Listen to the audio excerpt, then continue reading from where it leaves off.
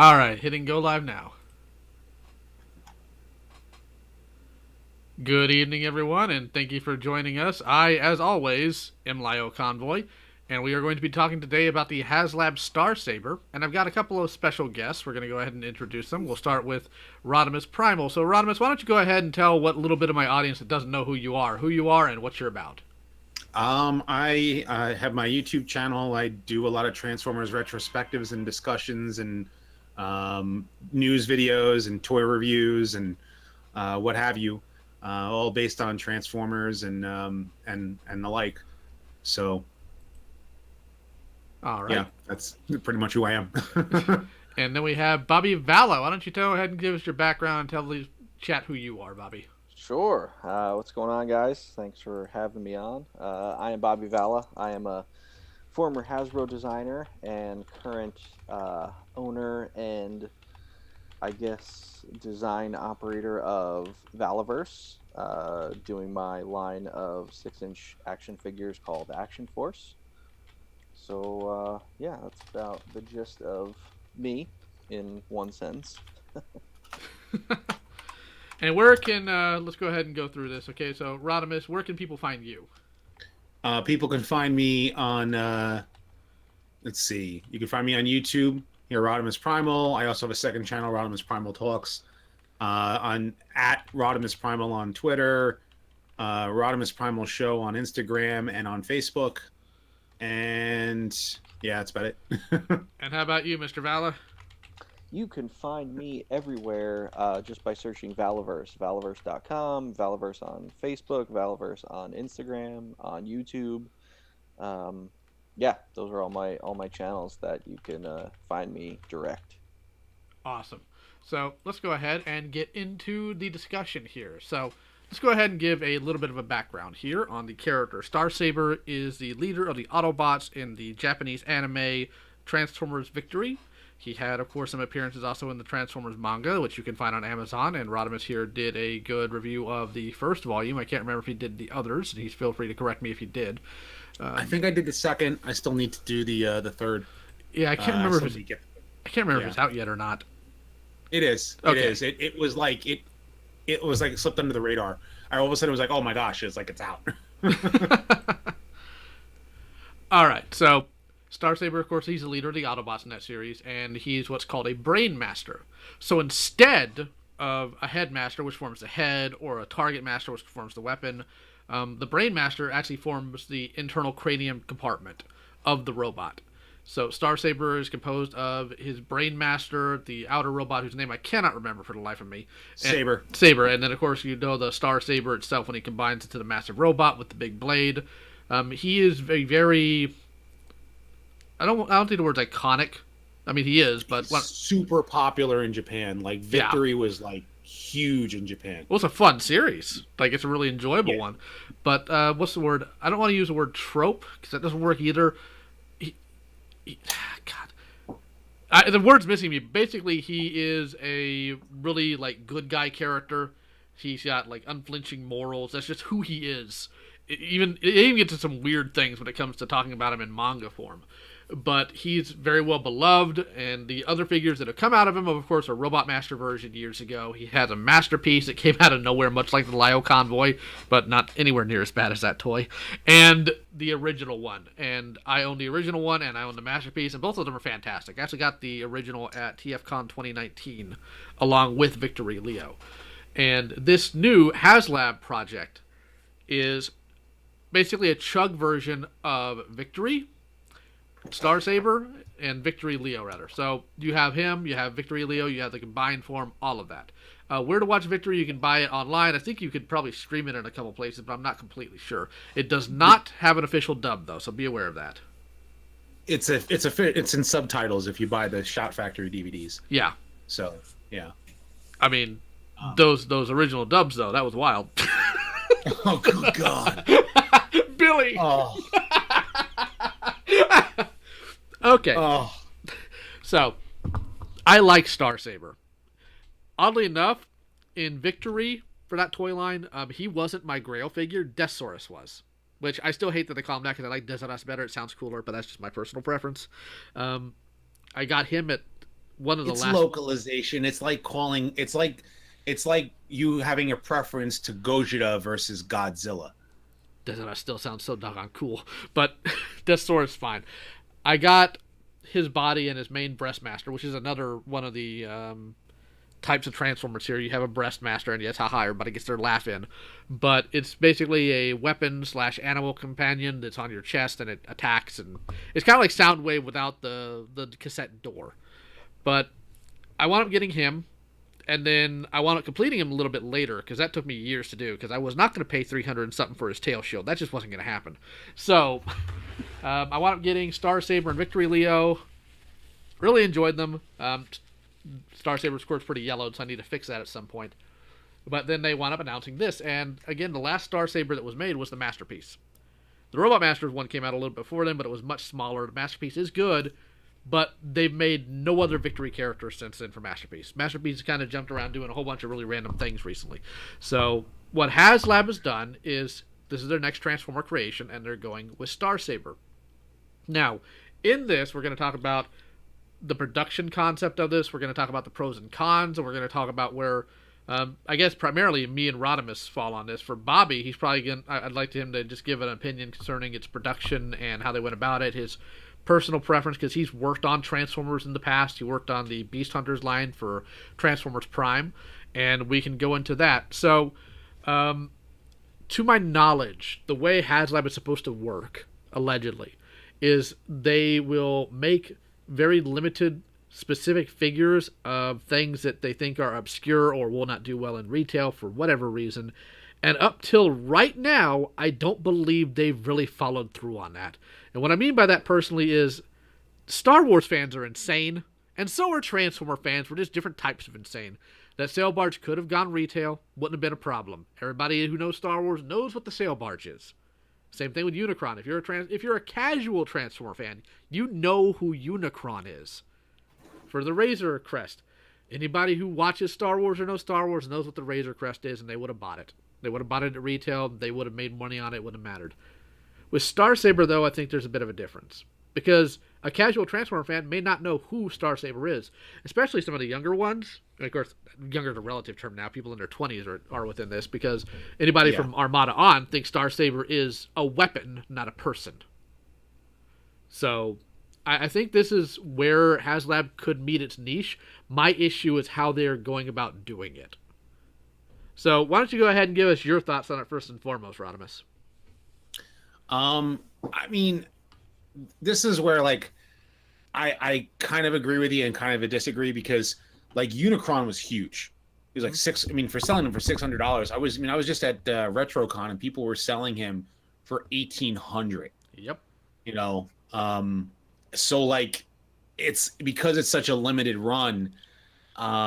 I mean, my biggest problem with it is that, like, okay, well, you didn't paint everything you were supposed to paint, and but that's going to be another part of this discussion, I'm sure. Oh yeah. And that, like, if you're paying a premium for something that's not coming out on retail, it should be a premium, being released through HasLab, in my opinion. You know, like the waffling on parts and should be more solid, and and what have you. If it's going through HasLab, like, I understand if it's retail. If it's retail, I guess they're trying to cut corners for the fact that it has to go on the store shelf. But this is being sold this is being sold to the adult collector. This is a different market. So, I think the quality should 100% be there. And I don't think the big box retailers would have stocked Unicron. I think that if they did an animated series with Victory Saber, or if they dubbed, Victory and released it, here in English in Western audiences, more people would know who the character is. They'd be on board. So it's kind of like that catch-22, like it's like a give and take, so to speak. How I look at it. So it's kind of hard to say it otherwise, No, I get that.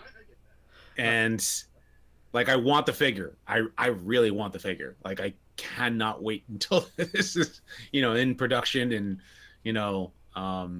Victory is an awesome series. I mean, it would, if you had Headmasters, which was supposed to be a season 4 of G1, didn't feel like it because the characters are written so differently. And then you had Master Force, which is so different. It literally felt like so far removed from Transformers.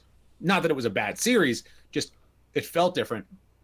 But Master Force is Victory, Master Force is written Victory takes place afterward, and you get this. Imagine a Transformers series that doesn't have Optimus Prime and doesn't have Megatron, has 2 different Autobot and Decepticon leaders, totally different Autobots and Decepticons. You know, this is something that all of the newer fans complain about, how we keep retreading G1, and here you have a series that doesn't retread G1, and everyone's like, no one cares about that. I'm not even kidding you. If you go on Transformers Facebook groups, this is literally what's coming out of their mouths. Doesn't surprise me. I'm like, you complain about the fact that there's no Optimus Prime, that they always do Optimus Prime and Megatron, and you're always doing G1 over again. I mean, if you think about it, Animated is G1 over again. Armada is G1 over again. Prime is G1 over again. Cyberverse is G1 over again. This was completely different. Yep. And it was like brand new characters, so to speak, but yet they were Autobots and Decepticons. And it had a little bit of continuity to fall back on too. Like, in other words, it still was a continuation of the shows that came before it. So, yes.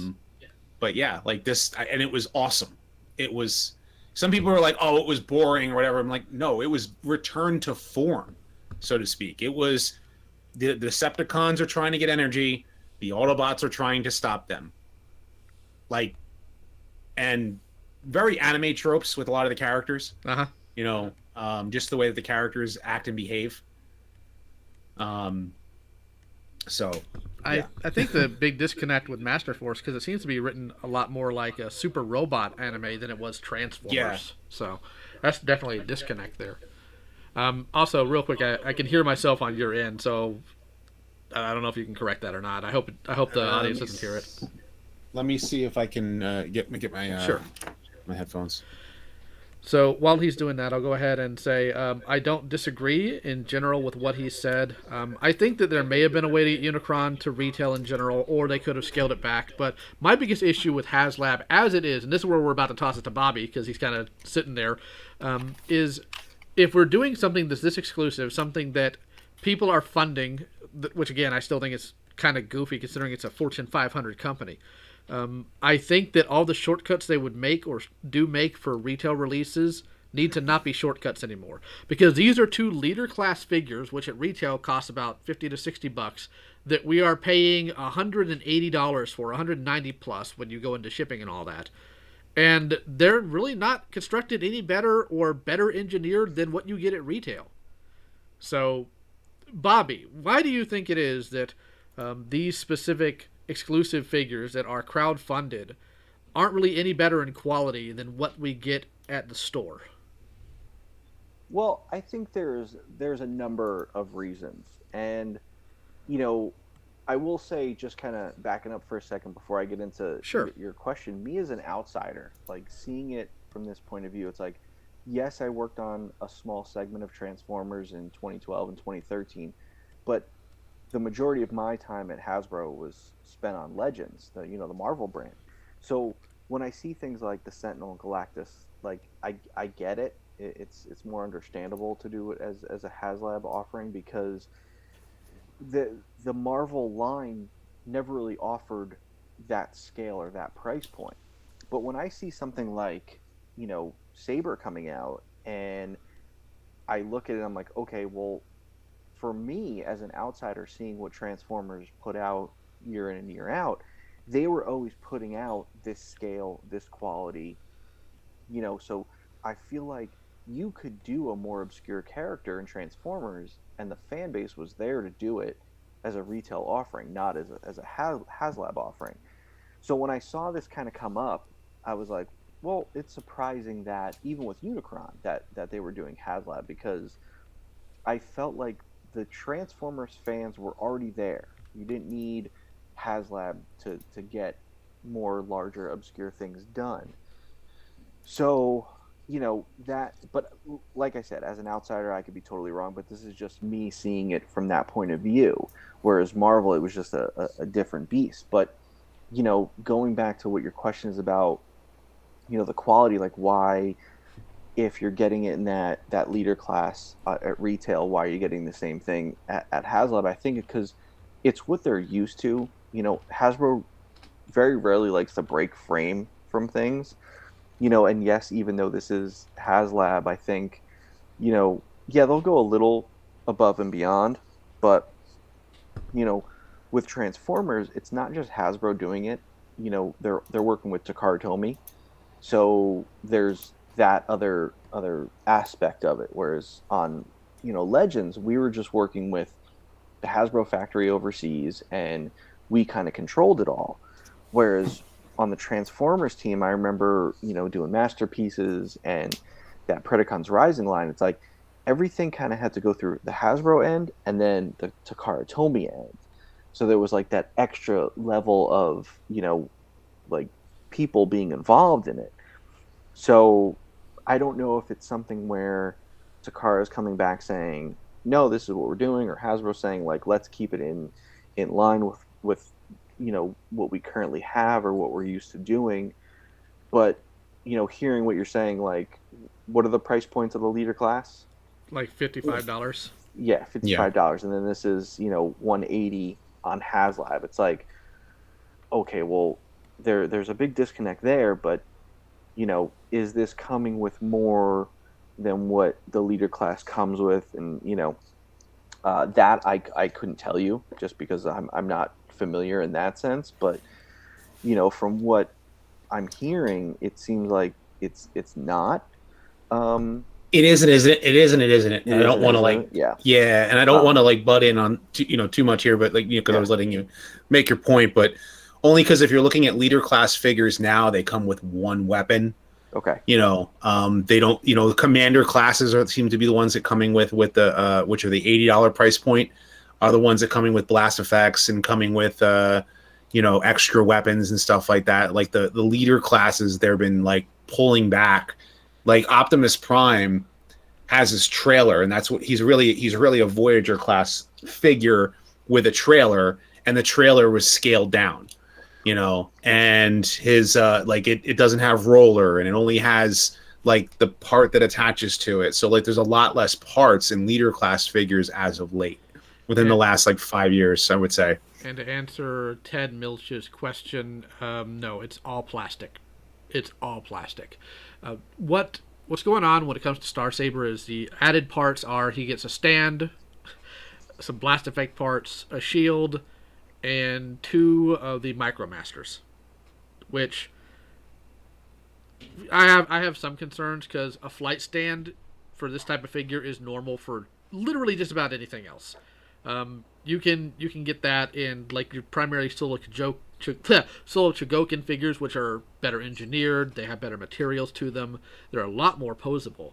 But, and this is my personal issue here, outside of just the holes, which we'll get into shortly, that sword they're giving him is absolutely dinky. It is tiny, and I can't stand it. The vintage one, massive sword. Masterpiece, massive sword. This one, itty bitty little sword. And I don't know if anybody else has pointed it out, but that drives me nuts. The blade itself is much smaller than. Yeah. And I'm wondering if it's going to have the same weird function that he did, which was really cool, where he like stuck the blade into his back or whatever. Like I thought that was like so awesome. Yeah, that is cool. That's where the whole super robot aesthetic really started assisting, because what they did, what Sunrise did after they did the, Headmasters, Super God Master Force, Victory, and Zone, is they wound up making the Brave series. And if you ever get into the Brave series, it is absolutely wonderful. I can't recommend it enough, especially the last one, which is Gal Gaigar. It's a personal favorite of mine. But I like the gimmick, I like all of that, but I'm looking at this thing thinking, okay, he has a dinky sword. Somebody's going to have to make an upgrade kit for this thing. And we're getting into the main issue. All the doggone holes in this sucker. And that's one of my biggest complaints, because if you ever hold the original Star Saber, you can beat a man to death with him. He is solid. He is rigid. And I went back and forth with somebody on Twitter about this, because he was arguing with my friend Grim. It's like, well, the original Star Saber had holes too. Yes, but all the holes on that Star Saber, for the most part, were for the transformation where things tabbed in. This one looks like a waffle cone. And I don't get why they do that for, this is where we're getting to the whole mass-funded thing. Like, if it was retail, and I know that they do that to cut down on weight, which cuts down on shipping costs, because shipping costs have gone absolutely absurd.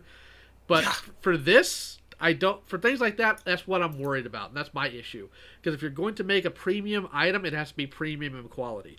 And just so everybody is aware, there's very few toy reviewers I watch, because I find most of them irritating or dishonest. But if you want two toy reviewers that I can tell you right now are going to tell you the truth, whether you like it or not, one of them is Rodimus here, because he actually addressed the lack of follow-through, which is what we're about to get into, for the Unicron in terms of what they said versus what we got. And, of course, I recommend Jobby because he's so doggone eccentric that even if he gets something for free, if it sucks, he's going to tell you, and you may not like hearing it. So those two I can definitely recommend. But when we're getting into now the aspect of what they say versus what we get. So to give Bobby some background here, because I know that he worked in the industry relatively recently. But for the HasLab Unicron, for his maw, the big wah on the planet mouth, it was originally supposed to be the proper orange color, but it shipped in gray. And the little miniature Rodimus and Galvatron were very highly detailed, really looked good, but when they shipped them, they basically look like, like you left your Green Army men on a radiator overnight, and that's what you got. So, why do you think that happened?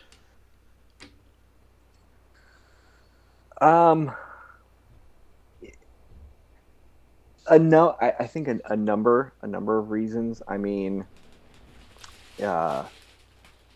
production is kind of one of those things. It's very finicky. So if you have something that, like you said, throw Green Army Men on a radiator and you're gonna get Play-Doh the next morning, it's like how that happens is, a lot of how quickly are they running through production. How quickly? So when things go through a mold, the plastic just can't come right out of the mold. You can't just inject it and then have it pop right out. There has to be a cooling cycle in order for things not to soften and things not to deform and have sink marks and things like that. So they could be rushing and not letting that mold cool and having it pop out. It's like when you're dealing with the manufacturing process, there's like so many different obstacles you could go through, and if you're missing, like, there's probably steps 1 through 60. If you're missing, say, step 16, that could affect the overall of the whole entire production method. So was it the Unicron where they had some of them coming out and the details were really soft on? What it was is that they molded it a different color plastic, and the painted prototype was, I mean, for one thing, colors change. Like, in other words, the painted prototype was a different color paint than what the finished plastic was. That's understandable. Like, it was a different shade of orange, a different shade of, like, that's understandable. But what bothered me the most was, like, okay, you have his teeth are supposed to be painted, and they only paint only his top teeth were painted and not the bottom. And then when he's in planet mode, the maw that opens up and is like a big giant like claw like thing was supposed to be all orange, except for maybe the center, which is supposed to be like silver plating, like when the things is like clamping down and stuff like that. That was all just the base bluish gray color of plastic. And so, like, the colors were completely off, and the only way to fix it was to spend like $40 at Toy Hacks for a plastic piece, and for a Toy Hacks and for like a plastic piece and a bunch of stickers to like put over it, and it's like a lot of people are spending a lot of money on, people are spending a lot of money for what's the word I'm looking for extra parts. Like, you have to spend, and it's not just like Unicron, it's how much of, like, you end up getting you end up buying, again, like Earthrise Kingdom Optimus Prime. Like I ended up spending an additional $70 worth of stickers, parts, and then like an extra little kit to get a different weapon, so that he was better than he was at retail. So, Gotcha.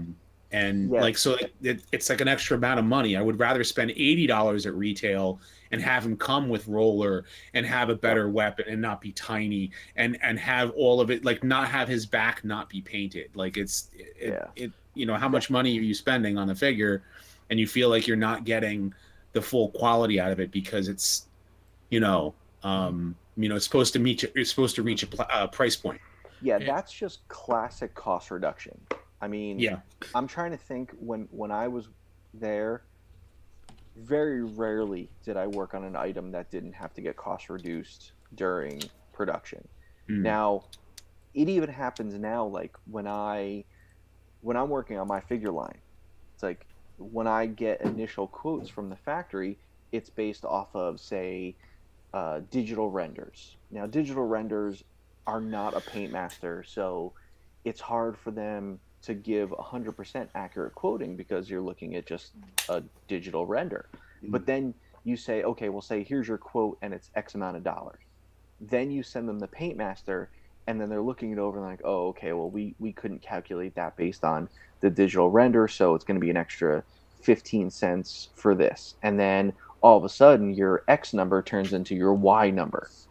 So that's kind of how that happens. So there were Marvel items I was definitely working on where we had a $20 price point, and we pitched it as such, and then the factory comes back and says, hey, this is this, and it's, say, 7% over your cost.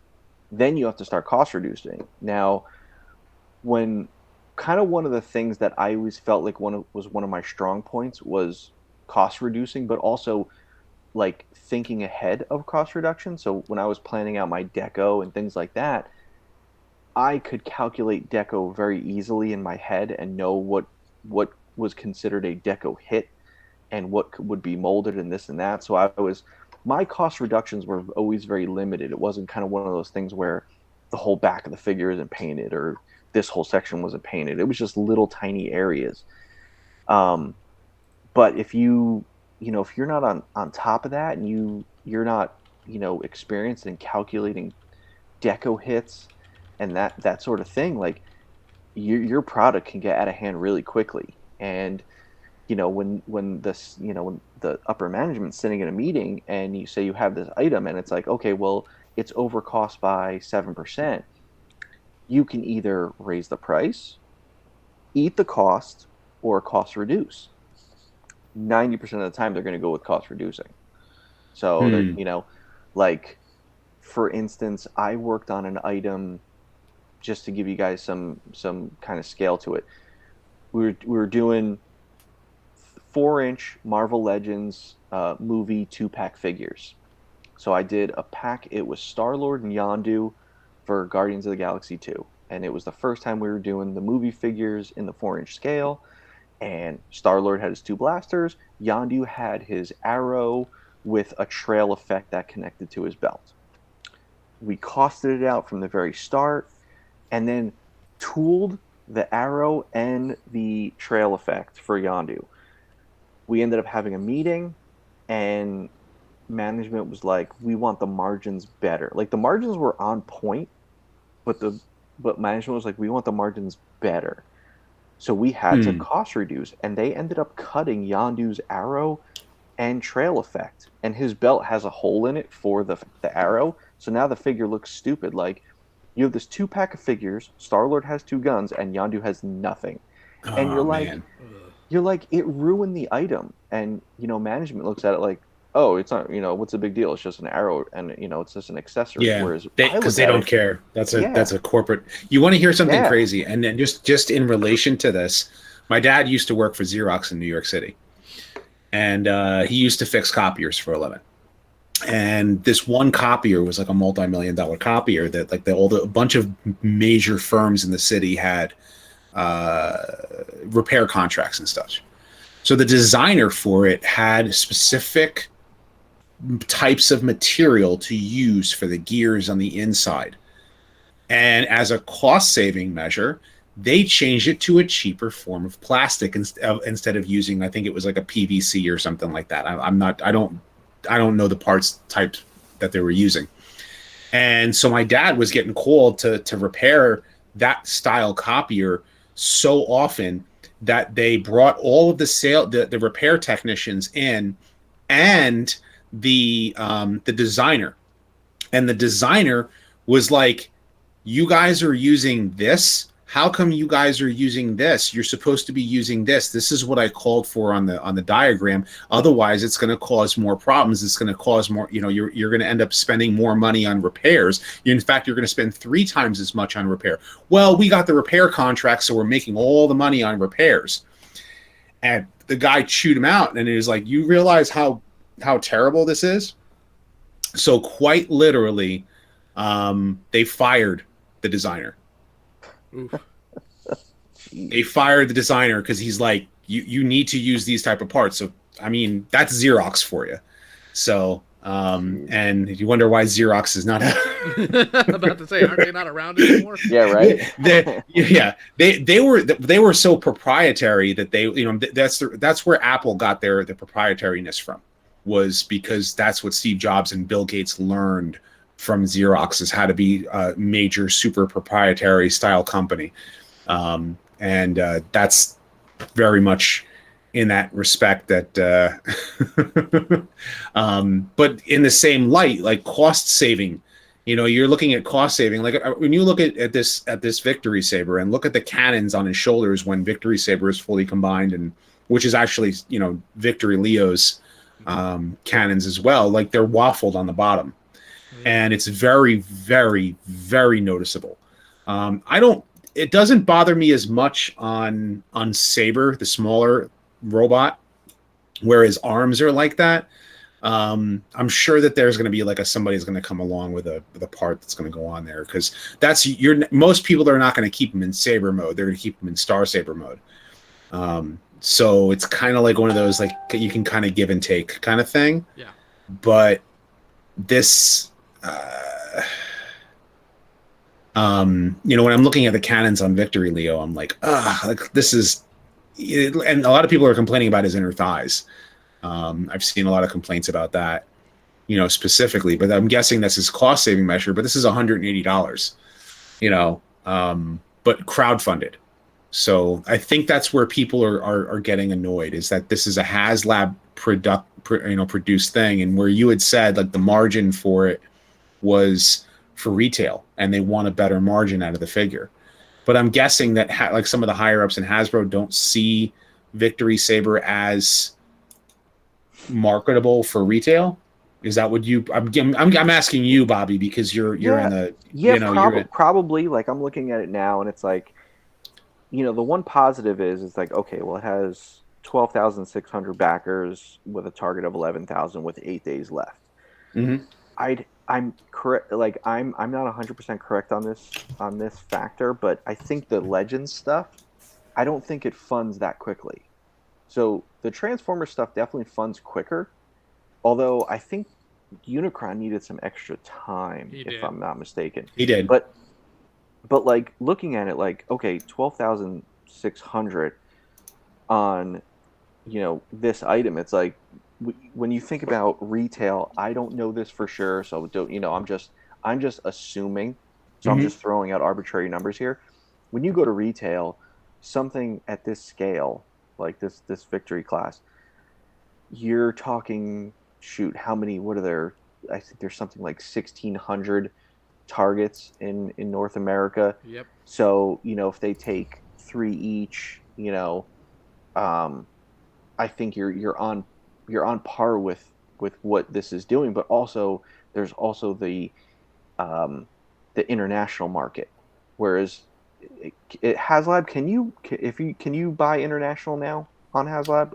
Specifically for this one, you can buy in the US, the UK, and Takara Tomy Mall is apparently contributing to the numbers.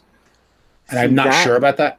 That surprises me, because the Asia market for Transformers, why would you not open this up to the Asia market? Yeah. Now, the other thing that I would question, again, me not being a huge Transformers fan, only having limited time spent on the brand, but knowing that, like, when I was working on the Masterpiece line, when we were trying to pitch ideas for Masterpiece figures when they were the Toys R Us exclusive, my thing was, what hasn't Takara done yet? Okay, Acid Storm. So it was like that was a no-brainer to do Acid Storm, because it was like, well, they haven't done it yet, and we didn't always want to be, the showing up late to the party, because Takara was always doing the Masterpiece first, and then Hasbro was doing it second. So my question would be, is Takara going to release this? And if so, like when and in what capacity? Like, because Takara does the tooling, and I don't know how the agreement works with them, but I think like Takara kind of either owns the tooling or owns 50% of it, but they're allowed to do whatever they want, which is why like they were able to do Masterpiece stuff kind of whenever they wanted. And it wasn't like they had to ask Hasbro's permission. They were just doing it. So that's something that definitely concerns me, and I would love to know the answer. Is Takara going to do this? How are they going to do it? And you said that they just did it they're releasing it in the Takara Tomy Mall exclusive. It's going to be sold, and I think the numbers contribute to the backers. Okay. But I am not 100% on that. I don't know that answer, but I will tell you that Big Bad Toy Store, and I believe, could be wrong, TF Source, and I've got to double check. I don't think Entertainment Earth is, but I do know that Big Bad Toy Store is probably putting in contributing a portion that they're buying to sell, probably for a little bit extra. Like, in other words, so that the Australians can get it too. Like, I'm not sure if Australian markets, and because I believe Victory actually aired in Australia with that poor dub. Fantastic. So they'd be ripe for this, but they have to pay. From what I've heard from people, I think it's an extra $100, probably for shipping. So it's $280 of US dollars, brought over to Australian dollars. And I'm only going by like the numbers from what I've heard, because this is the thing. It's just like, this is Hasbro putting this out, obviously for Western market, but the UK fans that are out there, the Australian fans that are out there, the European fans that are out there are like, I want to buy this too. Like, how do I get this? Yeah. And so third-party retailers are trying to get in, so that the so that the other countries that are not open directly through HasLab to get it can get it. That's how Unicron, a lot of people were able to get Unicron that way, because of Big Bad Toy Store and a bunch of others were contributing. They said, we're going to buy an X number of these, and we're going to put them out for pre-order, and the people who want Stars or Unicron for $800 can buy it, and then plus cost of shipping. Yeah. So, like, it was $600 for everybody else, but people who, want it or spend a little extra. Yeah. Yamstar just saying, like, right now shipping from Japan is hosed. Yeah, it's a price hike. It's like, I think it's like the yen price for this, I think, is $240 for Victory Saber. Yeah, that's crazy, because if you think about it, what they're doing is, if someone from Australia wants to buy this, that means Hasbro's getting their shipment, and then it's going to literally ship to the US and then back over across the world to Australia. Mm-hmm. Whereas what they should have is, Hasbro should be setting up an Australian retailer. For my small line, it's like, I have an exclusive Australian retailer, and they're selling product. Now, granted, there are people that bought product directly from me that I'm going to have to ship to Australia, but the majority is coming from this wholesaler that they're going to get their shipment directly from the factory, which means their shipment's going to go from China to Australia, not to the US and then to Australia.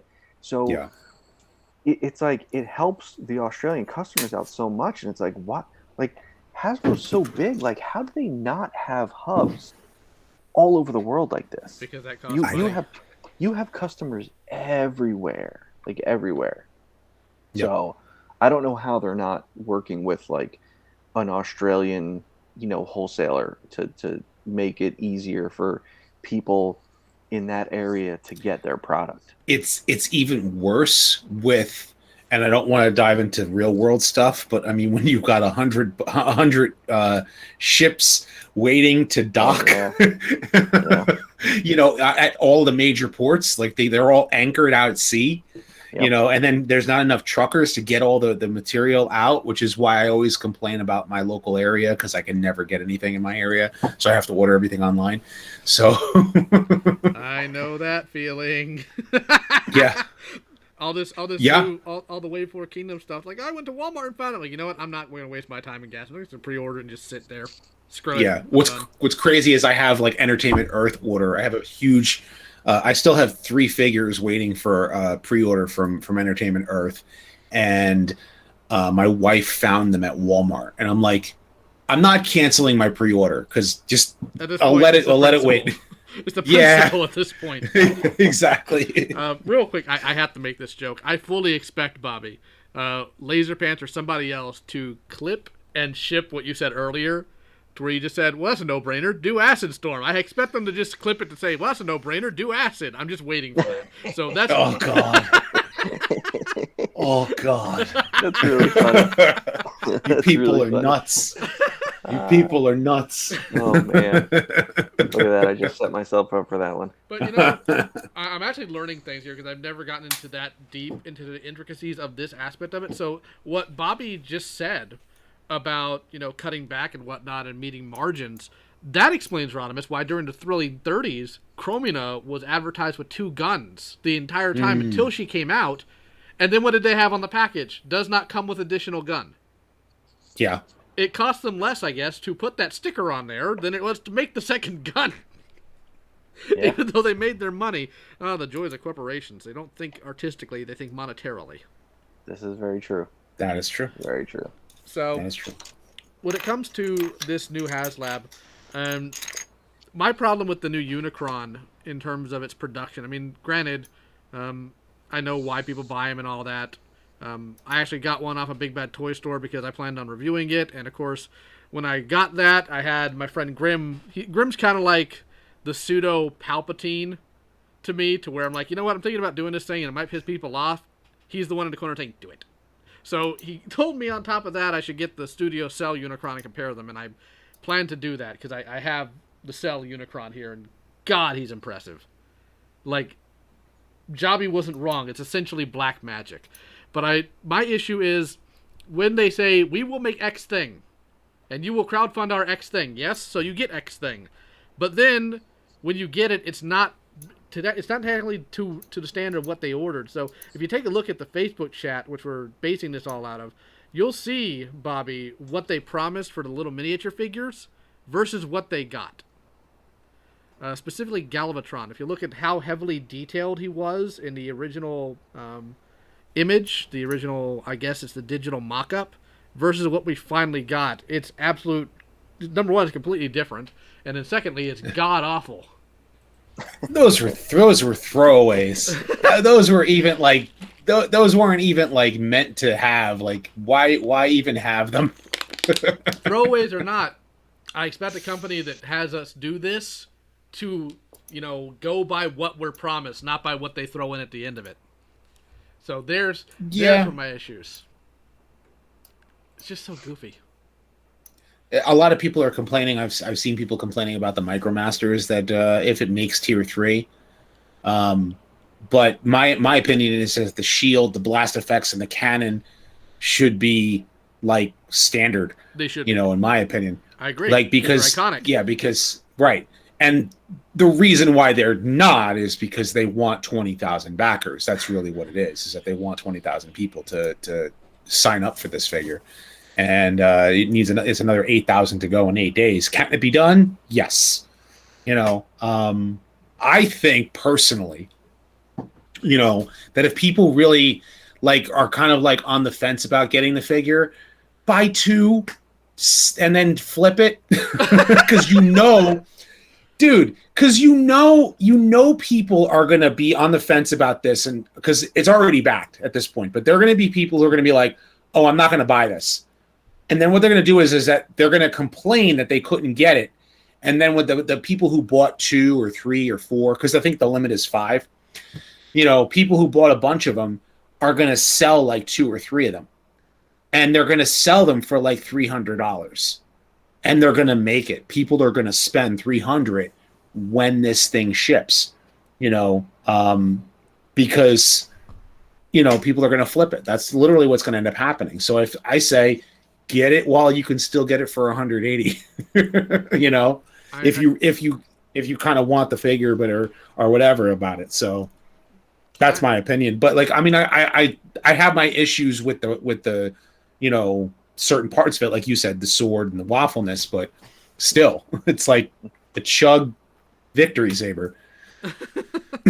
It's like, it's where I'm on, like, I'm on the half and half with that, I mean, I am too. I get that, and but it's I just want them to meet their obligations. I want them to not be predatory in how to do it, because they don't need to be. Like, again, Rodimus, you know us. Transformer fans are insane. Like, I'm part of multiple different communities. Transformer fans are a completely different breed. They're just built different, built stupid. So you get the most obscure characters like a Micromaster in an offshoot of an Amazon exclusive, and you're gonna be like, I need that. And I need it now, because that character... If you put Big Daddy somewhere, people are gonna buy it. Or Saltman Z. Because that's how people are. Yep. I mean, let's just put it this way. How many people really jumped on board about that Micromaster set because it was a G1 barricade? Yeah. So they can kind of... Like, seriously. I bought Stakeout and... what was his name? The name's escaping me. But the Micromaster that Fire is called in the U.S. But I bought that 2 set. I bought that 2 set for the simple reason that I didn't know if they would include those Micromasters, but now I have them, so if it doesn't reach tier 3, I at least have a US version of Holy. So, because Holy is a major character in Victory. He's basically the Bumblebee of Victory. So, and I'm surprised that there's not a Clipper. There will be a Victory. And you see, this is exactly what you're talking about. Uh-huh. Like, Transformers fans will go nuts over an obscure character. How many people were going nuts because Rodimus Prime was $80, and I was like, dude, $80, and he's like, look how freaking solid this sucker is. Like, I'm literally holding Kingdom Rodimus in my hand. Yeah, I figured you were fiddling with something. I could hear the clicking in the background. Yeah, like I got. So I put him in like the He-Man sword pose where he's like holding the sword up, and he's got the rifle on the other hand. So just because it's cool. Like, I've been loving this Rodimus Prime figure. It's just been like I haven't been this impressed with a Rodimus Prime figure in a while, because that Power of the Primes one was disappointing. So while I have the Kingdom Rodimus and I do enjoy him, so let's not get that mixed up. I haven't really fiddled with them all that much, believe it or not. Wow. Like, I really enjoyed a lot of the poses that you can get out of him with the hands, and because of the problem that you have with what's it called? Just some Transformers just can't pose them very well. Like, even like Earthrise Optimus, like, you can't get his arms. He doesn't have butterflies. Well, no. That's a major issue. Whereas like Kingdom Rodimus has those butterflies, so he can hold this, like, he can swing the sword like standing still, so to speak. Which even in my other hand, I have Studio Series 86 Hot Rod, and his pose ability is kind of wonky, comparatively speaking. So, and that's because a lot of the tooling is the same, but the figure doesn't. I don't know how to put it. Because I guess maybe because of the small scale, like, feels like a little bit like too compact for its own good. It's possible. Yeah, I don't know. Do you have Studio Series 86 Hot Rod or no? I do. I enjoy him quite a bit. He was far more fun to fiddle with. But I found that in some cases, if I'm just fiddling with something, I actually prefer some of the older stuff. Like, again, I don't know if you saw it, but I got like every single major retail release of Optimus Primal with the exception of the Universe one. And I've just been fiddling with those for like days because they are so much fun. Well, I really like that 10th anniversary one. He's neat. But yeah. I especially loved him when I got him because, I'm big, I'm massive on animation accuracy. But then when you put him next to the Masterpiece, you're like, wow. Like you can definitely tell where the shortcomings were. But actually, Yeah. the gray Japanese version of Optimus Primal is gorgeous in person. Like, I genuinely recommend if you ever delve into that, that's one of the things you get. If you ever get the Burning Convoy Optimus Primal, be aware that there will be a fine layer of red dust on him, and that's gone back all the way to 1997 when he was released. But, you know, we've gone ahead and gone over this. I think we've attacked it from basically every angle, except for one. That's what I'm going to get into. I think part of the problem with how they are doing this and why they're getting some of the pushback from people like me, Rodimus, Bobby, Retro Blasting, is how they're coaching this. If they said, here is a pre-order and we want to reach this number, I don't think we'd be having a discussion about predatory business practices or anything like that. Because at least in that case, you could say, well, they're coaching it differently and they're operating it differently. But the way they're doing it right now, it's like, give us money and we'll make this. Instead of, we'll make this and you give us money, which is primarily how you do these type of interactions. So it seems more like, or is rather, them getting us to fund what they make as opposed to the other way around. Because again, if this was like a brand new... I'll give you a good example. Rodimus Prime just recently started doing, at least I think recently, a Kickstarter for a project called Street Humans. And yes, I know it's a goofy name, but it's essentially 6-7 inch scale action figure goons that you can put as general protagonists in the background of your displays. Whatever. For him having a Kickstarter, it makes sense because he's a single individual and he's got a new thing that he's trying to put out there. If Hasbro pulled that stunt, people would laugh them out of the way. And that should be what's going on now. So that's where the problem is. These people don't have a reason to do it like this. Not a logical one. They can sit there and say, well, we don't want to expend XYZ, but they can cut back elsewhere in places they're not doing well. Like movies, Hasbro. You guys suck. Oh, that's a whole nother discussion. That's a whole nother discussion. But Bobby, I'm actually curious from your opinion because you have a little bit of insight into this. What from what you could see with a character like this, do you think that he is better off as a HasLab, or do you think that it's better that they should have done this as a retail figure, or two retail figures? It's a little hard to say just because I'm not a Transformers guy, so not knowing how popular this character is. But to me, HasLab should be like, there should be a bunch of checked boxes, and I think something that's $180 is not a HasLab item. I think a HasLab item should be a minimum $300 item because, one, it's a higher priced item, it's a more obscure item, and it's an item that can't fit at retail. I think it has to check those kind of three boxes. Whereas, look at Unicron, the Sentinel, like they, the sail barge, like those things hit that. Now, granted, I also agree that a $1 billion company or an $11 billion company should not be crowdfunding, which is funny because when crowdfunding, like when Kickstarter for toys first kind of got hot in, I'd say 2014, where you had Four Horsemen, Boss Fight, Marauder Task Force, like it was big then, and it was like this trend that caught on. And then you had 2017 or 2016 through like 2018, where everyone and their mother thought that they could just create a toy line and it was easy. And then a bunch of Kickstarters happened that didn't fund or haven't delivered, and people realized, like, no, making toys is hard. But I remember in, I think 2014, I pitched crowdfunding an item for Legends. Now that at the time was the right thing to do because the collector like craze hadn't caught on yet. The collector Legends craze didn't catch on until I think 2015, because then that's when like we had the 6-inch line, we had the 4-inch line, the 12-inch line, the prop replicas. That's when retail was like, we want collector. Like before that, it was like collector was like this niche thing. 2015 happened, it was nonstop collector.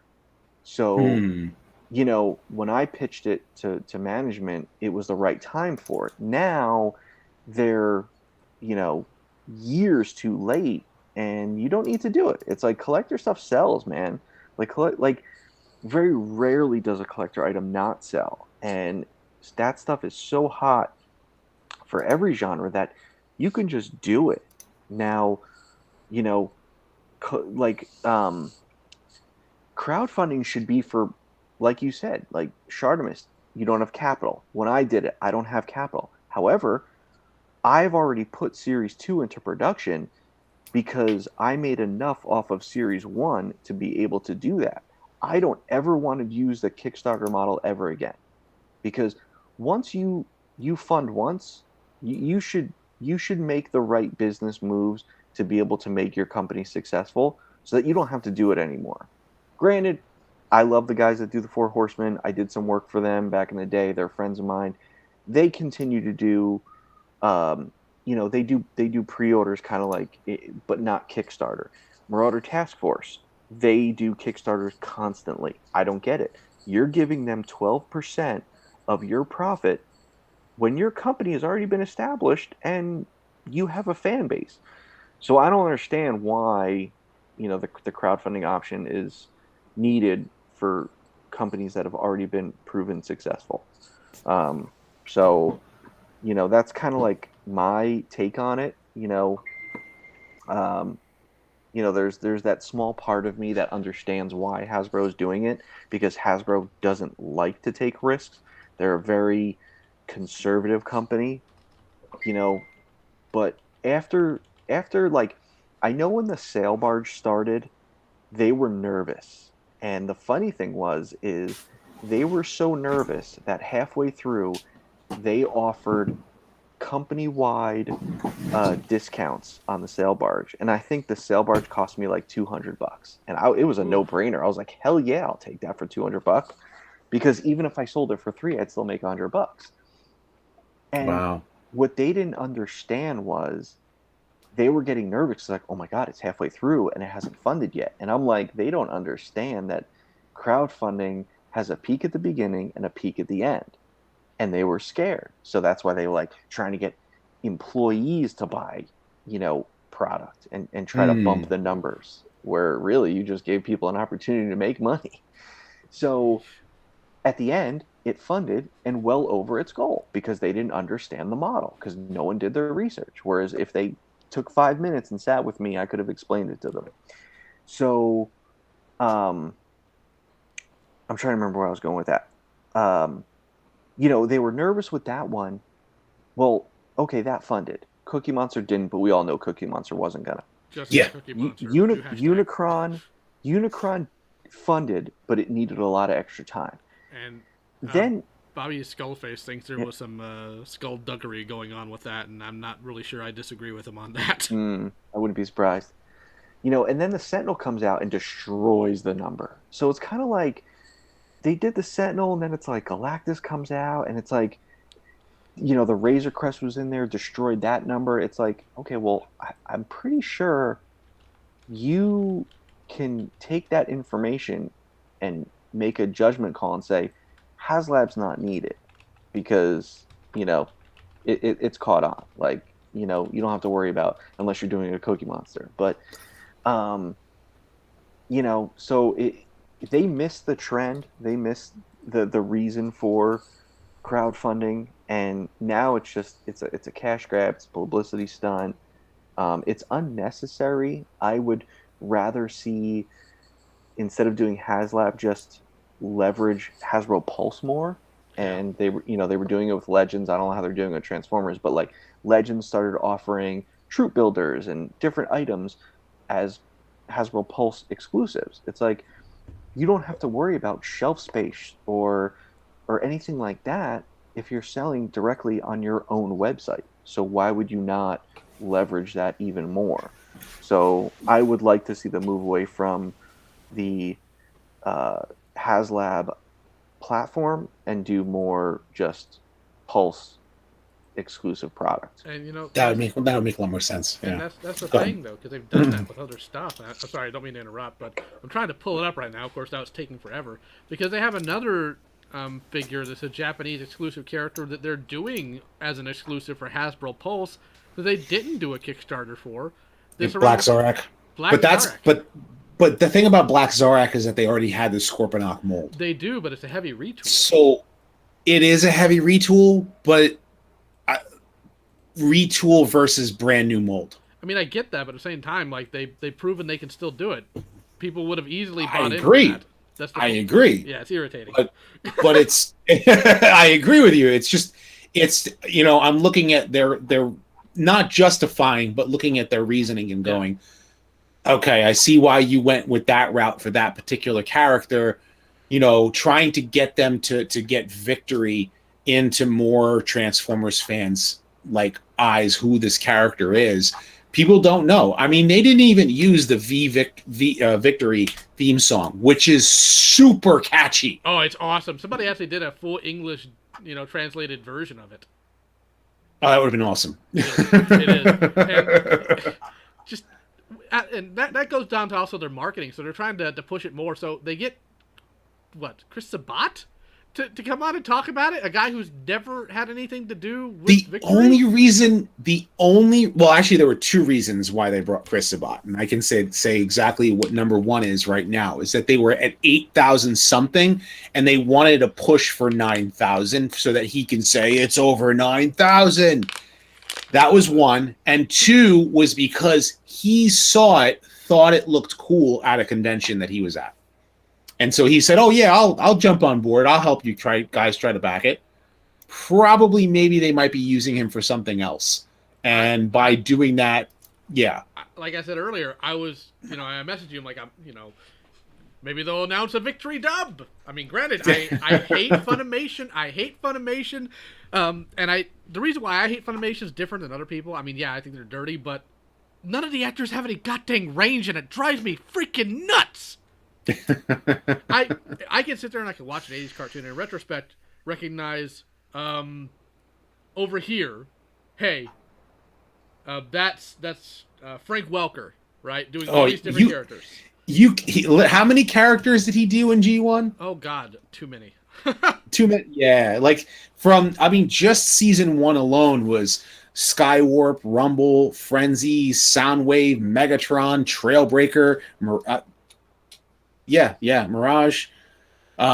Like, how many characters has Frank Welker done throughout Transformers? And it's and the animal sound effects that man can do. Plus, he was Iceman in Spider-Man and His Amazing Friends, and he was also, what was the name of the dog? I'm losing my train of thought. Oh, you're talking about the dog in Amazing Friends? And Spider-Man and His Amazing Friends, yeah, Amazing Friends was... I think it was Princess something, or it was something really weird. Lioness something? Lioness. Yeah, Miss Lioness. There's Miss Lioness, that's right. Yeah, she, he was that dog sound. And he's also the Cave of Wonders and Apu and every single animal sound effect at Disney is Frank Welker, and that's the thing. He could do that. He had a lot of range for what he can do, And Dan Gilvezan has a very straightforward voice. Yes, he does. But the thing is that I liked him as Peter Parker, and I loved him as Bumblebee. And after meeting him and hearing what he had to say about Bumblebee, I can't listen. I listen to him as Bumblebee, and it's that's Bumblebee to me. I can't almost because the way he described the character was so on point that's the thing. I'm a big proponent of a character being who the character is supposed to be. Yes. And real quick, we have the chat correcting us. It's Miss Lion, apparently, is the name of the dog. I apologize, chat. We got the name of the dog wrong, but I get it. Miss Lion. That's it. Yep. There was Miss Lion. Of all the doggone names, I could have named that dog. It is what it is. I have to also, when I'm watching it right now, I also have to watch it with my kids making a lot of noise so the names don't stick like they should. Oh Lord. For characters that you don't remember their name because you didn't really watch the show but only watched it kind of in passing, and then you're now watching it with your kids, enjoying it because they also like the different Spider-Man cartoons. Yeah. So, yeah. A lot of fun. fun being a parent and being able to watch stuff with the with your kids. And yes, I like the idea of the name Miss Lion. So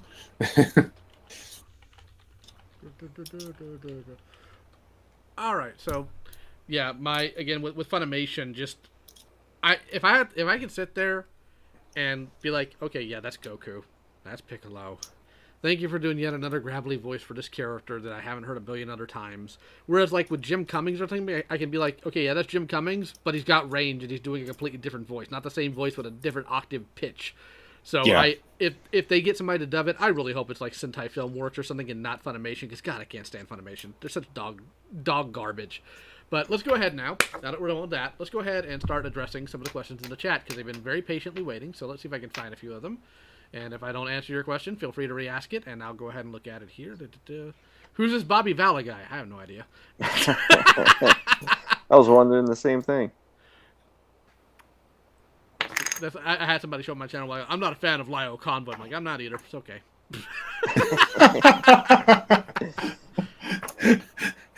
Oh, no. I don't mind Lio Convoy and Beast Wars the second. It's that YouTuber, but this YouTuber guy, yeah, I get on a live stream with him, but I really, really, really don't like it. Let's see here. Breastmaster, do they sell that at Victoria's Secret? I don't know, because I don't go in there. Let's see here. Laser Pants is in the chat, so now I know he's going to clip and ship that thing. Unicron is Don't do it, Ryan. Don't do it. Do it. Unicron is arguably the most iconic character after Optimus Prime and Megatron. Not according to Hasbro. That's Bumblebee. Yep. With how empty Hasbro pegs are at store shelves, there was plenty of room to sell the sale bars. Yeah, that's an argument I'll never get over. Well, there's no room. There's nothing but room. That's all there is in stores right now. Let's see here. That's a whole different problem. Yes, that's a whole different problem. And we discussed it because we talked about how many boats are sitting out there on the, But the thing is, it's been going on since before the pandemic. It has. So it's bad distribution, which is also exacerbated by the fact that we don't have a dedicated toy store, which here's the thing. There would have been no. I honestly think there wouldn't have been a HasLab Victory Saber. He would have been on the store shelves as a Toys R Us exclusive. Well, yeah, Toys R Us was really good at taking the big box stuff. But the problem I have with Toys R Us, other than the fact that I personally am not too fond of it as a whole, because like the one nearest me and all the other surrounding ones were like dog crap, even up until the years they were dying out. For example, the one that was closest to me for a while, the one in Bryan College Station, like they had Terminator, the last movie, like not the latest one, but the one before. I can't remember when it wasn't Judgment Day, was it? I can't remember what it was, but they had that like up until the day they closed. They still had those in there, and we're looking at it. Toys R Us. Well, everybody says, well, it's because Toys R Us isn't around. It's been 4 years. If a multi-billion-dollar corporation, all of them, cannot adjust in 4 years, they're going to die and they deserve it. And that's my personal value there. Like, everybody else can adjust from something horrible happening, whether it be a death in the family, a loss of a job, all these other things. If these corporations had so many eggs in one single basket to where leaving that completely destroys them for years, then they're dumb. They're just dumb. And instead of getting their brains together and deciding, well, let's go ahead and fix distribution, let's go to a more online model, let's go ahead and put more into online retailers, actually moving, they die. And the reason that is because these corporate people they are incapable of thinking creatively, they only think in numbers. Well, that's Bobby. Bobby could probably kind of attest to that because you kind of already talked about it with the number crunching, having to cut down on cost on a figure, not paint the back tires or something, or not paint the back of the legs or use a different colored plastic, on a mold or something. I always said, like, I would sit in meetings sometimes, and if you just, like, took a stranger and said, hey, what are these people talking about? They'd probably tell you, like, I don't know, bars of soap, widgets, I don't know, because the people at Hasbro, upper management, never remembered that we made toys, and we made toys for like a user experience. So to them, all it was a number, you know? And that was the most disappointing part, was like, here I am sitting fighting for this product that, you know, I know that people would love if we did it the right way. And then you have these other people like not caring. And that like it always bothered me. And it's like, if you were a person that like was labeled like too passionate, like you were one of the like the problem people. And I guess I was one of the problem people because I was too passionate about the product. I didn't think company first. I always thought consumer first. And they don't like that. They, you know, you have to be all about their agenda, and that's that. And that's unfortunate, you know, because it's like, without the people buying this stuff, without the fans, they wouldn't be where they are. So, Yeah. you know, you have to kind of pay it forward to them. Yeah, I absolutely agree with that one. Like, and that really comes down to why, like, sometimes you see a lot of changing hands too with like brand management. Like you see like James Warden moved on to, I think, what was it, Power Rangers now, and John Warden. Yeah, John Warden, and what's his name, is now on Transformers. Now the head of Transformers. I can't think of the name. He's got a beard. I don't know why I can't think of his name right at this moment. Sean Isabella, I believe is his name. No. He's on a lot of the live streams and stuff like that whenever they're doing it. Gotcha. I'm trying to think of his name because he's the design manager for Transformers now. Okay. And I can't think of his name specifically. But let's go ahead and continue going through the chat here. Let's see, because I do have a few more questions. Metal Neanderthal says, I say China is a huge problem for most goods, but our U.S. corporate decisions are a whole other conversation. I think right now... Lenny. Sorry. Lenny. Lenny Pancia. Oh, is that his name? Okay. He was the head of G.I. Joe. Like, he was the design manager on G.I. Joe. Yeah, he's now in charge of Transformers now as a senior design manager. Oh, I guess that answers the question for G.I. Joe fans. Oof. If Classified is going to be moving forward. Real quick, the Metal Neanderthal, I believe, if I'm not mistaken, Hasbro's Transformers are produced in Vietnam now, of all places. So that's been interesting to look into. Yeah, they were, like, when I was there, they were looking at all sorts of other places besides China to do manufacturing, like India, and, you know, Vietnam was definitely one of them, Mexico, you know, because they just need, you know, they're trying to get cheaper labor, you know? Yeah. Which is crazy. Let's see here. Jesse Gerardo says, am I the only one here hoping Hasbro will lose rights to the Transformers line and let other toy companies make transforming items? They're not going to, because that is theirs. When it comes to rights and whatnot, some toy companies buy licenses, meaning that the IP owner sells them the license to produce a toy from that piece of intellectual property. With Hasbro, they own Transformers outright. It belongs to them.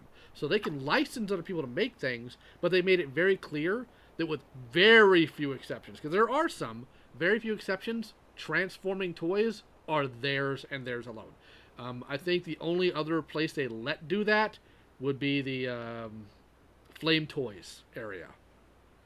Well, third-party markets, yeah. Well, I'm not talking about third-party markets. It was some... I can't pronounce it right now because it's not around my head. They do the Transformer model kits as well. But okay, for Rye Toys, I think it is. That's it, for Rye Toys. Flame Toys, right. I think is the other one. I think they made the Nicey, so I apologize. But for Rye Toys, like, they did a Victory Leo that transforms whatnot, but very rarely. That's why you'll see goofy companies like Super 7 and all that do essentially Action Masters. So that's never going to happen. So if you want something like that, I'd go third party, or I'd just go full solo Chigokin. Let's see, I'm surprised no one tried to bring back GoBots to compete with Transformers. Well, that's because GoBots is owned by Hasbro. Yeah, once they bought Tonka, they owned. Yeah. The thing is that they own the GoBots characters. they don't own the GoBots Cartoon.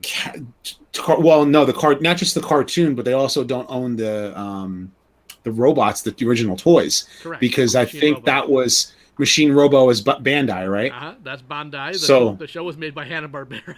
This is what we're talking Yeah. about. That's why I'll tell you guys, you'll never get a reissue of Thundercat toys from the original line, because the molds were owned by LJN, and those got sold to Acclaim, but Thundercats is owned by Warner Brothers, so you'll never see them made again. wow. Not unless Warner Brothers decides to buy Acclaim out on that, which they're not going to, because they don't care about Thundercats.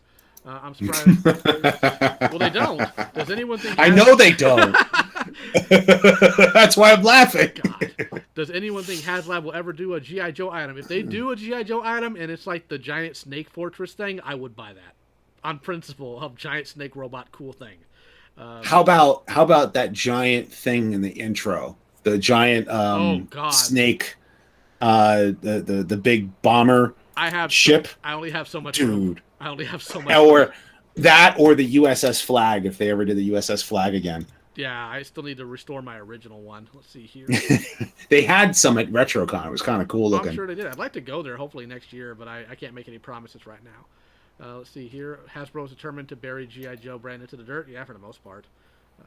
Takara actually made a better sound blaster than what we got here in the States, a non-battle damage version with a mercenary logo on the chest. Well, yeah, and unfortunately Takara doesn't do much changing in the way of the toys they make now. I think that's because Hasbro saw us like not buy their stuff, instead waiting for Takara to make their own version that had better paint scheme, and they decided they didn't want to lose that market. So unfortunately we've suffered for that. Let's see here. Right now, shipping from Japan is hosed. Yes, I can actually comment on that, because I actually bought something from Mandarake the other day. I actually got a hold of Rodimus of the Telemoka Dinobot and Rhinox. They're like really good prices. They're like $40 each, but the shipping was like $60.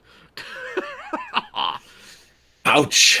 Yeah. Yeah. But you know what? Ouch. Worth it, because if I looked at the eBay prices of those suckers, I'm not paying $120 for a Dinobot.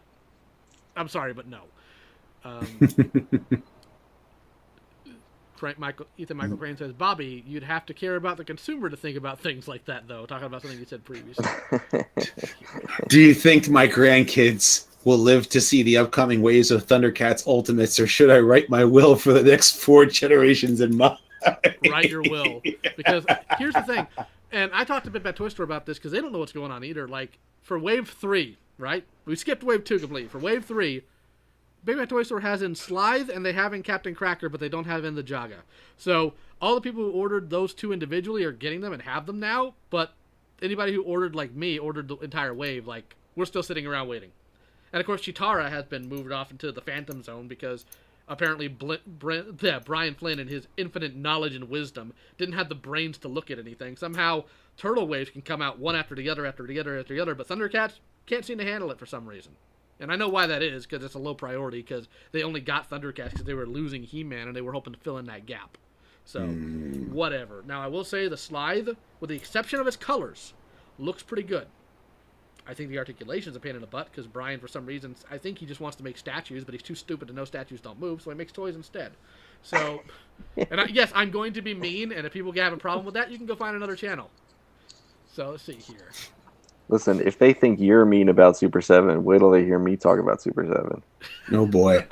Infinity Equation Podcast, people. Check it out. Let's see here. We had somebody... The only Super 7 item I own is that New York Comic-Con exclusive purple Megatron, the Super Cyborg. Yeah. That thing is, like, massive. I'm like, does anybody want it? Because I don't want it. It's just, I took it out of the box once to review it because I thought it was cool looking, and then I thought about it. I was like, this thing is giant, it's massive, and I have no place for it. Well, you could always do what some sword reviewers do and do a destruction test on it, see what it can put up with. Nah, I wouldn't ask you to waste your money like that. Let's see here. Well, it was a New York Comic-Con exclusive, so I don't know if... Think of the clicks you would get. You'd make a lot of people mad, and they'd click on the video to get mad. Let's see here.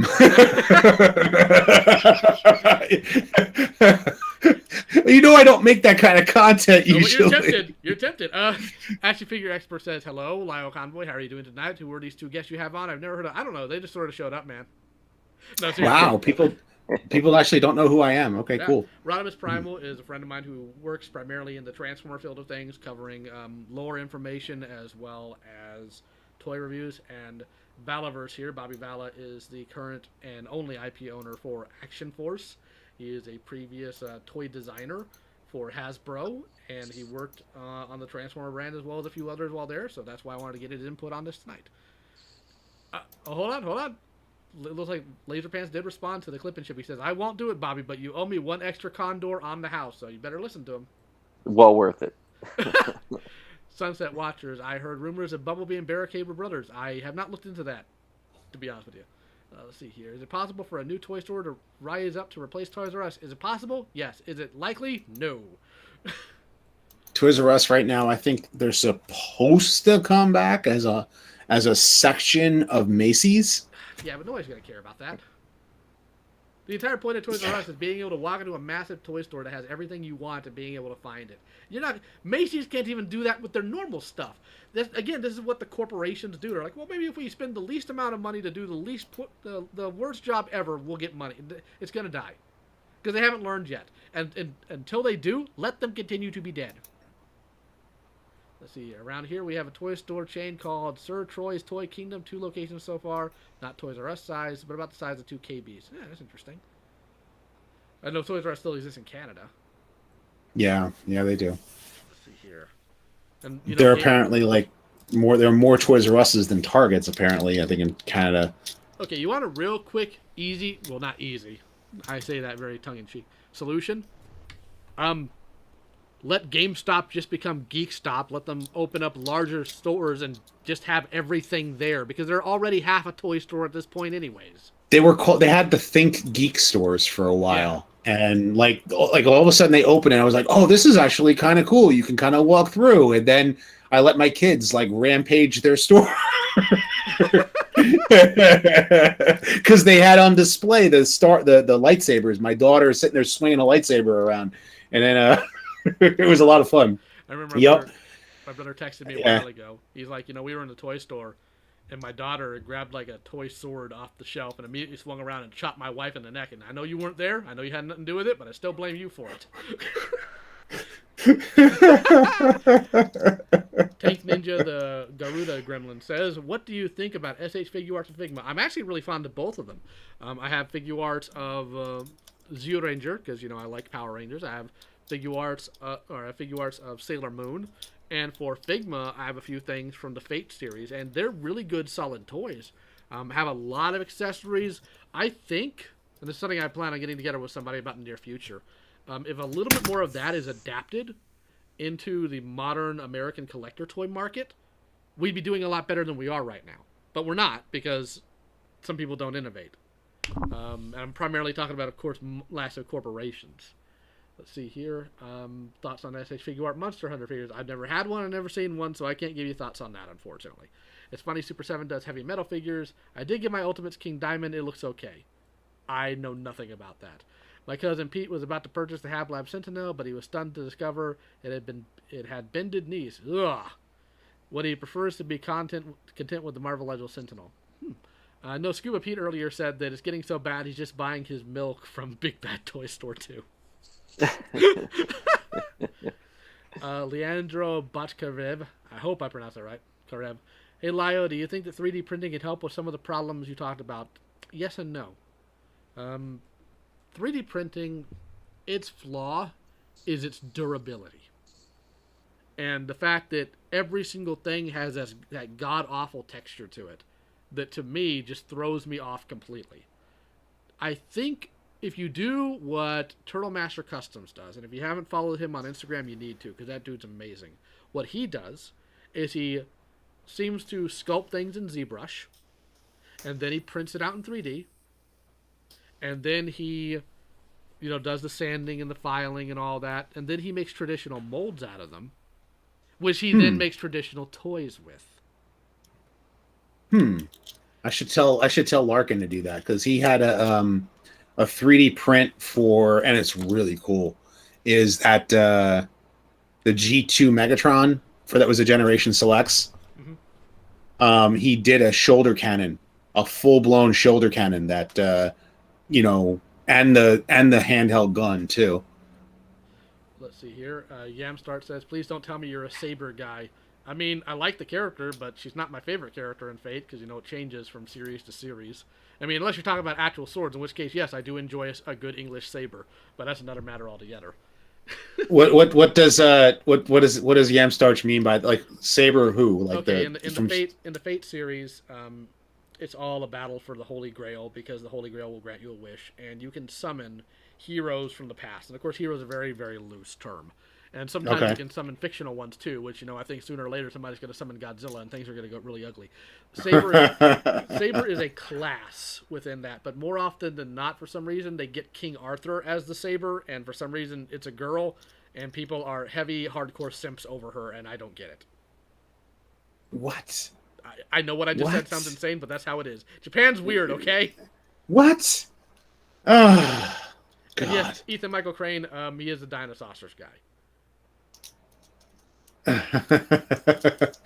I don't know. The most recent anime that I've been watching is Demon Slayer. Demon Slayer's good. Freaking awesome. Well, yeah, Freaking it's the same studio. awesome. The studio that does Demon Slayer, Ufotable, is the same one that does the Fate series. Okay. They're both fantastically animated. I've watched some Demon Slayer, but haven't seen all of it. I've been reading the manga, and I'm picking up both the Buzz mod figures for it and the Figma, and they're both looking fantastic. But the series I marathoned it, dude. Like I watched when I watched the first 3 episodes, I was like, okay, it's kind of okay. By like episode 6, I was hooked. I was like, dude, I gotta watch like 4 or 5 episodes at night. Have you seen the movie? I have not seen the movie, but I've good. heard that they're going to split the movie into 6 parts, and they're going to add scenes to it, and they're going to add an episode that takes place before it. Nice. So because the whole point is that the Mugen Train arc had more story to it. It did. That they crammed into a movie. And so they're going to expand that into episodes for season 2 before they move on to the next arc in season 2 of Demon Slayer. So it's going to be the movie, but it's going to be split. I think that's what they're going to probably do. And I'm going to be excited about that because I'm like, where can I go see the movie? I just finished, the seasons on Netflix or whatever. And I don't have. It had a limited U.S. release actually for theaters. Wow. And I went and saw it with the wife, and I really enjoyed it. It's got some integrated CGI that makes it really look awkward in a couple scenes, but otherwise it's absolutely fantastic. You're gonna love it. Okay. Yeah. My wife. I had my wife sit through the first 3 episodes, which I told her. I said the first 3 episodes it takes a bit to get through because you have to get used to who the characters are. You have to you know what I mean, But once it starts, once it gets really going, Tanjiro is awesome. So, and I've seen people with their bad taste, like, oh, I like Tanjiro because he's finally an anime protagonist that cries. I'm like, Kenshiro did that back in the '80s. I didn't hear none of that from you chumps. Let's see here. We have a few other things here. The anime I've been picking up and watching recently, the little time I have, is of course the Baki series because I love it. But I don't know if it's in your wheelhouse. Let's see here. Person with a name I can't read, and don't forget all the effing anime you like, all made by the same animes we like. Okay, that makes no sense, but sure, whatever, you do you. Short answer: Fate began as a hentai game. Did not know that. Fantastic. That's why Saber is girl King Arthur. Well, all right then. Hey guys, is there a formal source that is all-encompassing and comprehensive on the history and inner workings of the action figure industry? Certain YouTubers are way too defensive of corporations. That I actually don't know. If you ask me about animation, I can tell you, but not this. Bobby, do you have any sources on that? I don't know. Aw. Well, maybe you gotta write a book then. Here's why all these corporations suck. Buy my Action Force, A Comprehensive History of Bobby Vala. Let's see. Oliver Belmonte, I wonder how Hasbro would react to Bobby Vala's Action Force figures.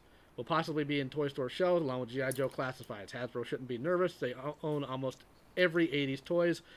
I don't think Hasbro has a concept of being nervous about anything because the people who are in charge, if Hasbro died tomorrow, they're set for life. I doubt they actually care. It takes a long time for things to get on their radar at the upper corporate level. Like for instance, like my line is on their radar on the designer marketing VP level, but it's not like, you know, when you have guys that, you know, run all of Hasbro, it's like they don't know and they don't give a crap. So, you know, it's not until something is an issue that those upper management guys, you know about it. Yeah, to put it in as succinctly as possible,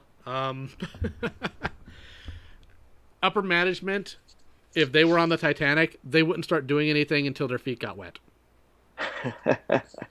Like, you hit the iceberg, they don't care. The ship starts tilting, they don't care. People are screaming and panicking and dying, they don't care. The water gets in their cabin, wait a minute, we need to do something. Women and children first, but they need to fill up all the lifeboats. Nah. Vala vs. Action Force won't be in stores with classifieds because classifieds won't be in stores for much longer in all likelihood. I actually don't know. I genuinely don't. You can make the argument that, you know, classified sells out, but they don't get much in the stores, so I don't see that as much of a good argument. Like, that's like saying, I made 3 pastry buns. There were like 20 people who wanted them, but I sold all 3, so therefore I'm successful. It's like, no, you still have a bunch of people who didn't get it, so congratulations, you slept on that. Now, the big problem right now is JJK. It is a straight-up copy pasta or multiple other series, but since it's a great animation, people slobber over it. I don't know what he's talking about. So, yeah, I don't get that either. Bobby has admitted that he is always pro-buyer, not pro-upper management. Well, that's a good thing. It doesn't make sense to be pro upper management and to be, you know, all for predatory, you know, business models. Like, I don't understand that. It's like it behooves you to, you know, put your customers first kind of thing. Like, yes, don't get me wrong, like, I have a company and I'm trying to make money and that's the ultimate goal, but also it's like, it's not just the only goal. It's, I want to make product that people care about, that people are happy with, that has longevity, you know. So you can't make people come back to buy your product if the product that you're selling now is crap. Exactly. So if your product is currently crap, the next thing that you put out, people are going to be less likely to buy it, and you're going to sell less of. Yep. You know, it's better to sell more of, you know, to people than to, you know, cut corners every place you can. Because, I mean, if anything, with the cost cutting measures have created a 3D printed market. People selling upgrade kits and parts and toy hacks labels, like, basically took off like a rocket because they can barely keep up, you know, just for that reason. Let's see here. Lord help us if Super 7 got the rights to the Dragon Ball series. I hope they do. You want to know why I hope they do? Because Dragon Ball fans are like, they're like part of the psych ward. And if they do a bad job, and they will, they'll lose their minds, and I want to watch that bloodbath. Because they already have the Godzilla license, and here's what I'm assuming, all right? Wait. Super 7 has Godzilla? Yeah. What? Yeah. Here's what I'm assuming is going to happen, because Super 7 can't do anything of their own volition. They have to copy somebody else. I'm going to guess they're going to redo the designs from the Trend Masters Godzilla in the 90s. And there's one thing about Godzilla fans. They are obsessive in terms of detail beyond what I am even like. They're doing that, what? Why are they doing that? I just took a look at what it is that they're doing. They're doing that weird, the Shogun Warriors type thing, except with the why? And that's why somebody's like, nobody wants that. Thank you, Super 7. I really needed a giant pickle. Like, it was a novelty back then. Like, it was kind of neat. So, no, I hope they keep getting more license, because the more license they get, that means the more communities they're going to wind up having bad blood with, because Brian doesn't know how to take criticism. He's dumb. Let's see here. The gentleman whose name I can't remember. We're talking about anime. Like someone who reviews something by the same company and then get some... Hold on. The chat. Hold on. Like someone who reviews something by the same company and then effing screw up and then get the exposed. Okay then. Let's see here. JJK Jujutsu Kaisen. I've never seen it. Let's see here. I wonder who has the rights to Macross and Robotech. Japan and Bandai has Macross. Robotech is owned by Harmony Gold, and they've reached an agreement after 30 years. But personally, if Harmony Gold burns down tomorrow, I'll shed no tears. They are predatory. They're a literal real estate company that owns a cartoon and toy license. Are you kidding me? They sued Hasbro over Jetfire / Skyfire. And they have been, and Hasbro and Takara have been putting a needle to them about it ever since. That's why every single Masterpiece doggone Seeker has a Gerwalk mode just to piss them off. Lyle Convoy, have you seen the behind the scenes of the PR style film Jason David Frank is making? No, because I don't care for Jason David Frank. And it's time to have the hot take that's going to wind up getting me some heat in the comment section eventually. Oh boy. I don't care for Jason David Frank because there's a difference between ego and confidence. He steps too far into ego. A man who has a literal tattoo on his arm that says Christ didn't tap or Jesus didn't tap shouldn't be going onto panels gossiping negatively about his coworker. I'm not talking about being honest about an action. Gossiping is what he does. Because he doesn't do it to their faces. He's not there speaking truth. He gossips. Like, that's not something I care for a Christian to do. So I have no enjoyment by anything he does. I am a Power Ranger fan that does not care for Jason David Frank and really couldn't. I'm more of an Austin St. John fan. I'll say that as far as Power Rangers is concerned. Austin St. John was cool to meet. He was chill, and I unironically am also an Austin St. John fan because I love the original Red Ranger because T-Rexes are awesome. I also really loved the story of was it Zhu Ranger? Yeah. With when the fact that the Green Ranger died and he gave his power to Geki, and that was the whole reason why he had the gold shield, because he had like both powers combined, so he was an ultimate Red Ranger. You know, awesome. Personally, Die Ranger is my favorite of the Super Sentai series. Like that. Die Ranger was freaking phenomenal, and I'm so annoyed that they couldn't adapt that other than the Zords. Yeah. Then again, that's the way it goes. I was actually sitting years ago with friends at Denny's just talking, and Power Rangers came up, and everybody's talking about who they like. And I'm just picking at what I'm eating, and I say, I was always a fan of the Red Ranger. And my friend Kubak just stops, and Kubak never said anything aggressive like the entire time I'd known him. And looked at me and said, "You would be a fan of the Red Ranger, you freaking douchebag." Like, yes, unapologetically. Let's see here. I'd like to. Well, he's the hero, but then again, I also really love the Yellow Ranger too, specifically Thoi Trang. She was gorgeous. Yeah, it's too bad we lost her.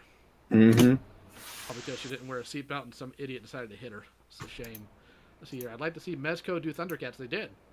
They did a foot-tall Thundercat line. They did Lion-O, Panthro, Chitara, Tigra, and Mumra. Tigra came out like 4 years after Panthro did, and they haven't done anything since. Eli Convoy, how are you doing? I'm doing all right. Other than Vietnam and China, what other countries have factories that make toys currently? I don't really know, but I'm starting to wonder. Definitely agree, Starch. Well, yeah, Starch, you're in Japan, so obviously Super Sentai is like your like playground right there. So like. Where they basically battling in Tokyo like every single season. So and you can tell the same landmarks every single like year if you watch any of them in order. Yeah, Die Ranger is your favorite too. Saban deprived us of those amazing Power Ranger suits and fights. Yes, they did. Because it would have made perfect sense when Tommy became the White Ranger to change over to the Die Ranger suits at that point, because they'd already switched, because Tommy's White Ranger costume was the Die Ranger Kiba Ranger. Mm-hmm. So they should have just at that point, either there or when Jason and Trini and Zach left the show, or Walter Jones and all them, like when they left the show, they should have switched over to Die Ranger at that point, because they were done with the Ju 2 footage. So yeah. Well, went to a complete Power Rangers tangent here. My standard in that case was always, why didn't they at least just change the helmets? But then I realized, that's because Haim Saban was extremely, money conscious and greedy. Oh, speaking of Super Sentai, Power Rangers, Ninja Turtles. So Ninja Turtles was huge for us here in America, and I was more of a Ninja Turtles fan when Power Rangers was getting big. So I saw the Ninja Turtles coming out of their shells tour at Radio City Music Hall. Oh, you poor soul. I loved it, dude. I'm not gonna lie, I freaking loved it because I was a kid back. Kind of was power, Ninja Turtles was awesome. So I saw it, and when I thought about it, I was like, this is kind of neat. And then they had the Six Flags Great Adventure. They had the coming out of their shells tour at Six Flags Great Adventure. So in Japan, I think every year at one of the amusement parks there, they do a Super Sentai show with the current Super Sentai Rangers every single year. And you can actually look it up online. Someone actually has VHS cassettes of the different, like from the Jew Ranger, from Die Ranger, and they have all the theme songs. They even tried doing the Zords in some parts of the stage show. So, yeah, so you actually get them like in costume. It's kind of neat to come across. Yeah. So let's see here, taking a look at the chat again. I was wondering, like, at some point, with as much as prices keep raising and all that, I wonder if eventually we'll get to the point where it's just going to be cheaper to produce the toys here in the States again. Probably. But then again, though, we don't know because craziness that ends up happening here too. So true. And let's see here. TMNT was huge across the globe. Man, I know it was, but the Out of the Shells tour terrified me. So, have you heard of the series of a toy called Beast Box? Yes, I have. It doesn't really appeal to me personally, but I have heard of it. I remember seeing soldiers of the Federation from Starship Troopers movie and the Power Rangers Time Force. There's cost-cutting measures are always fun in live-action stuff. All right, so we've been on for an hour and 40 minutes. I think we're going to go ahead and drop. Bobby's been chill the whole time. Oh, absolutely. It's like he's just like talking about Power Rangers. I know, right? I can go on and on about nerd stuff for hours, dude. I can go on. If you wanted me to go on that tangent about why Rodimus Prime is not a bad leader of the Autobots, I can go on that. If you wanted me to go on a tangent about how, yes, it's Skywarp who became Cyclonus. I'd imagine you're getting a lot of that after that little skit they did before the re-airing of the movie. Actually, I wonder if both Joe Troutman and Flint Dille purposely did that after my conversations with Flint Dille. God. I'm not kidding. It wouldn't surprise me, but no. Yeah, because I there's a Facebook group that I'm a part of that Flint Dille's in and Joe Troutman are in. So like it was kind of neat that like like he seeing people like, well, was it always supposed to be Skywarp or was it supposed to be Bombshell? And like Joe Troutman's like, it was always supposed to be Skywarp. So yeah, we're gonna go ahead and it's getting late. We're gonna go ahead and call this to a close. I'd like to thank everybody for seeing this discussion and go ahead and come to your own conclusions about whether or not you should back HasLab, and I guess we'll touch about it next time it either comes out, which I plan on reviewing it, or if they decide to put out another HasLab thing and it pisses me off. So thank you both for joining me. I appreciate the perspective both from an industry person and from another longtime Transformer fan, and we'll catch the rest of the chat later. Have a good evening.